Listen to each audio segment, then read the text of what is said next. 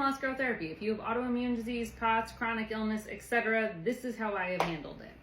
Number one, you do 3 buckets. I did this like a poster board, and I literally got a black Sharpie and we just went to town. Mind, emotions, body. The body is going to be the easiest one. In that category, you write down every single ailment, symptom, etc. that you have or experience. So not the diagnosis. Let me just be clear. So for POTS, I wouldn't write POTS. I would say fainting, sudden shaking, difficulty standing for a long period of time, like that. Now, the reason I leave out the diagnoses is because sometimes we think they're a catch-all for the symptoms, but they're not. So I like to list every single symptom out on the body, and this is why you need a poster board. Second, mind. What is the mind doing? Now here I do like ruminations, okay? Rapid thought processes, difficulty focusing, easily distracted, brain fog, etc.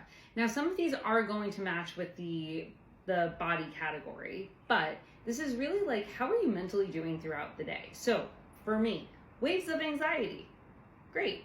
That would pair on the body column with rapid heart rate, buzzing sensation in the chest, lightness in my hands and feet, so dissociation. I would also put that in the mind column. So match these 2 things up. The middle column is, for me, the hardest. It's the emotions behind it. Now, what I like to do is I look at the mind and I look at the body, and then I say, all right, well, how do I actually feel during these things? When I am lightheaded, what is the actual feeling that I am experiencing? Lightheaded is fear. When I am laying down after an episode and I'm exhausted, the feeling is depressed or dejected. And you list all of the feelings that you experience on a daily basis. When you are done, I kind of do it like one of those, like those boards you see on TV when people have like the red strings that they connect to. When you are done, you start to quite literally connect the dots. So I go across and I say, or actually I work backwards. I go body, then mind, then emotions. And I say, all right, when my heart rate is super high and when I'm shaking uncontrollably, what is my mind thinking? Is my mind worried that we are going to be in a dangerous situation? Is my mind like running and like spiraling downwards? Okay, what is my emotional like sensation? I'm afraid. Cool. When I have those 3 things in process, the final, and I've done it with like every single one, I just start to match up. And yes, you are going to have things that kind of match up with multiples. When I am done, I take a step back and I look at the big categories. So what are the like general arcs of how my mind, my emotions, and my body are all experiencing this chronic illness wave? The reason I look for the arcs is because within those patterns, that is a way for me to heal. One of the biggest things I saw was with shaking. When I was shaking and my mind started racing and I started to feel incredibly anxious, okay, that's blood sugar regulation for me. Great, that's how I'm gonna handle that one. When I did, my chest is really tight, but it doesn't escalate to tachycardia, my chest is really tight and my mind is completely blank and I feel really dejected, okay, that's anxiety. How do I process anxiety? Should I go to a talk therapist? Should I do somatic therapy? Should I go to PT?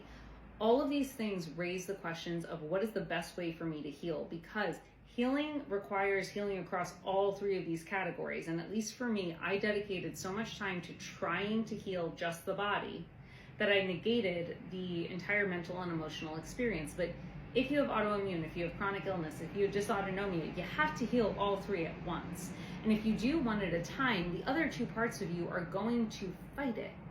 So if you're trying to take your body out of fight or flight physically, the mind is not going to go and be like, yeah, this feels great. Absolutely not. The mind is going to be like, wait a second.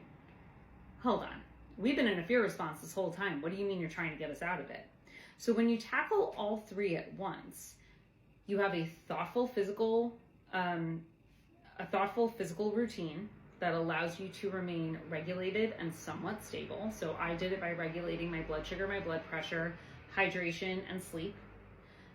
And then you introduce a emotional practice that you do weekly, setting a routine that allows your body to know, hey, during this 1 hour of the week, I am going to re-traumatize myself, or I'm going to feel really bad for a few hours afterwards because I went to therapy and we had to talk about really hard stuff.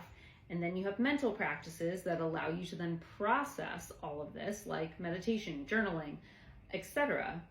When you do all three of these cohesively, everything starts to slow down at once and the levels all start to lower in tandem. I didn't do this for the first 2.5, 3 years that I had POTS. I was like a bat out of hell, just running around trying to get answers to anything. And not all of it was a physical problem, not all of it was an emotional problem, and not all of it was a mental problem. But when I looked at this cohesively, when I literally had this massive board and I was like, oh, okay, here's what we're going through, suddenly the answers became clearer because I understood how to introduce different practices that allowed me to tackle the overarching sensations and the repetitive things that I was experiencing. And it didn't feel quite so much like I was just running like a chicken with my head cut off.